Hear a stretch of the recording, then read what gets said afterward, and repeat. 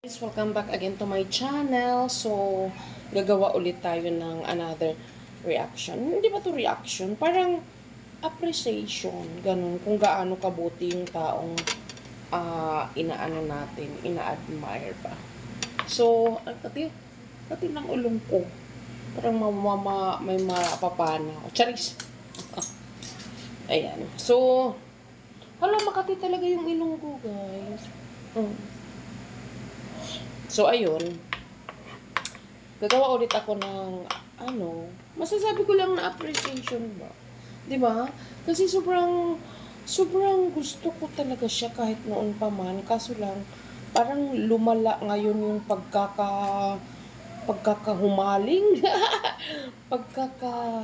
Lumala yung pagiging adik ko sa panunood sa kanila. 'Di ba? Walang iba kundi ang PB team sa pangmumuno ni Sir Paul. So ayun guys, kasi sa 'di ba, kung napanood nyo na habang tayo nagdadaldal.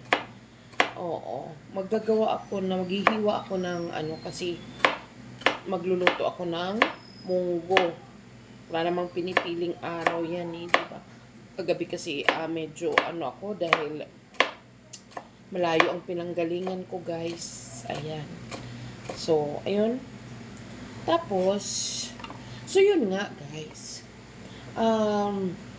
Sa napanood ko ba? Di ba mayroon silang vlog na sa gilid sila ng barko ba? Doon sa pinakalabi ba yun? Yung nag-aano ng mga wish. Nakaka-touch ba? Ano ba exact words, hindi ko alam. Parang nakaka-touch para sa pagkatao ni Krishna, di ba? Na sinabi, kasi pinapahinihingan siya ng wish ni Sir Paul. Tapos ang isa sa mga wish niya? Doon ako naantig sa kanyang sinabi na ang isa sa mga wish ko ay mas marami pa tayong mapuntahan, mas marami pa akong ma-experience or mapuntahan na kasama si Sir Paul. 'Di ba? Para bang parang alam mo yung parang payapa ang iyong pakiramdam na nandyan ka sa tamang tao.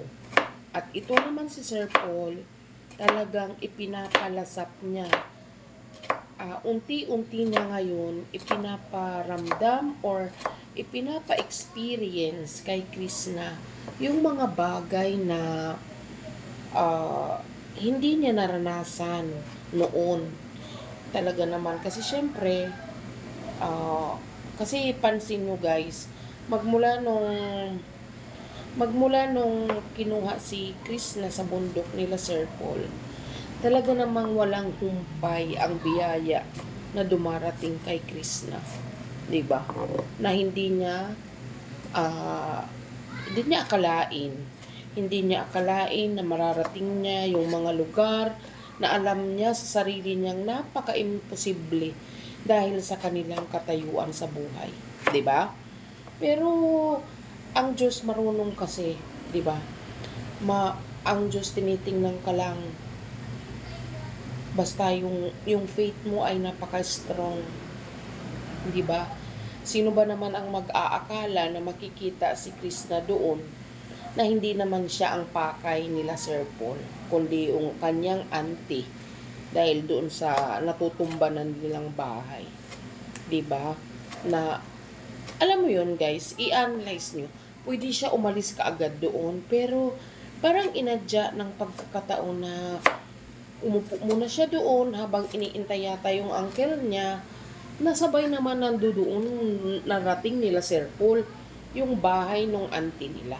Kasi natutulungan nga, di ba? Pero dahil din doon sa kay Onel, ayun.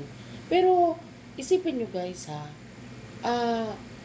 kumbaga pwede naman siya hindi umupo doon or umalis na, ganon.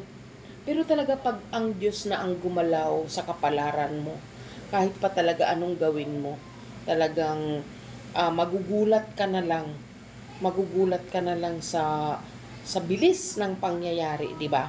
Kasi kung tutuusin, pwede siya, itaas natin ang ating mga tuhod, charis.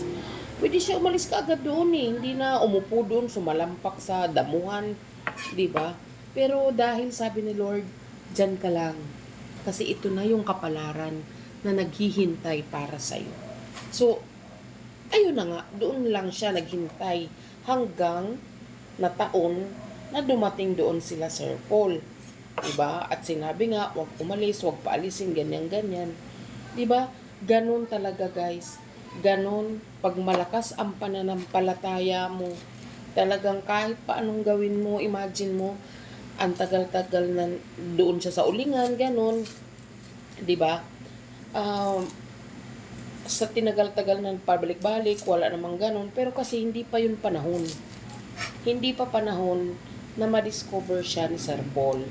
Diba? Wala namang umaakyat sa bundok na ibang mga charity vlogger, kundi ang PB team lang eh.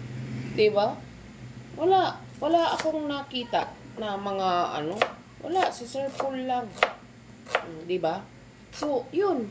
Talagang magmula nung na-discover siya, magmula nung nakita siya doon sa bundok, walang humpay na biyaya ang nakakamit ngayon or nai-experience ni Krishna.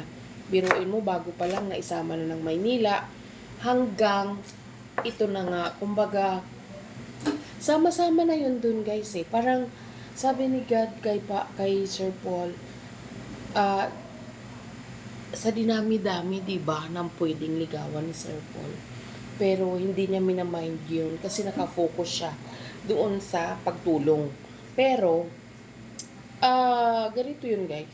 Parang, sabi ko nga, pwede nang umalis doon si Krishna, pwede nang pumunta doon sa uncle niya, pero hinintay niya yon. Tapos ito si Sir Paul, anytime, pwede na siya love life. Kaso nga lang, hindi pa yung time. Diba? At saka ito yung moment na nakita niya ang Baby Krishna. Diba? Na sa tingin niya talaga parang anghel na dumating sa buhay niya. So, sobrang kumbaga, talagang pinagtagpo sila guys. Pinagtagpo talaga sila ng Panginoon na dito ka nararapat sa taong ito. So, ngayon, na-experience ni Krishna yung mga bagay na alam niyang imposible sa kanya yun. 'Di ba? So, yun, naano lang ako dun sa sinabi niya na sana mas marami pa akong ma-experience na mga bagay, lugar na kasama ka. 'Di ba?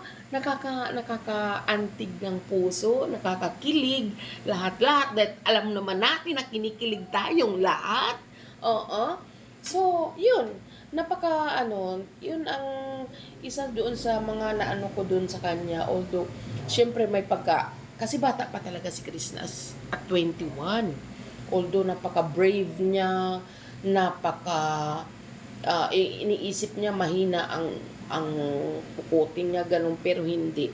Kasi ang pagkakaroon ng diskarte sa buhay ay katalinuhan niya. 'Di ba? Kasi hindi ka naman makakaisip ng ganun kung hindi ka matalino eh, 'di ba? Ganun lang ang iniisip niya. Kaya doon lang ano lang ako talaga. Kaya sobra alam mo Sir Paul, yung TV ko na sa inyo. Ganon. So ayun, Baby Krishna, pag-ingatan mo lang talaga kung ano yung tinatamasa mo ngayon. Huwag kang magbabago. Lilingunin mo yung mga taong naging dahilan para ka nandyan, 'di ba? Especially ang PB team, 'di ba? Sa lahat naman ng PB team, Sir Paul, in behalf of kaming mga manunood, patuloy namin kayong susuportahan. Sa totoo lang, tagal ko na sa Batangas ka pa, ganyan, lalo na yung sa my package, talagang ang mga comment ko doon is pero hindi ko lang talaga nagawa doon na mag-reaction sa inyo kasi alam ko at lagi kong napapanood na ayaw mo ng ganun. Pero sana ma-appreciate mo ito bilang appreciation lang to sa kabutihan na ginagawa mo sa maraming tao, lalo na yung sa mga kasama mo sa team. Ayan, hoping that one day makita ko man lang kayo, di ba makamayan, masabi ko na thank you sa mga ginagawa niyong pagtulong doon sa mga tao, lalo na mga ata na hindi naaabot agad-agad ng tulong ng ating mga gobyerno. Ayan, napakalaking pasasalamat talaga sa mga charity vloggers na katulad mo. And for that, lagi ko lang dasal na sana pagpalain kayo ng buong may kapal, more blessing at ang safety sa inyo kung saan man kayo nagpupunta. So yun lang guys, thank you for watching. Ayan, at patuloy natin suportahan ang PB Team. God bless everyone. Bye!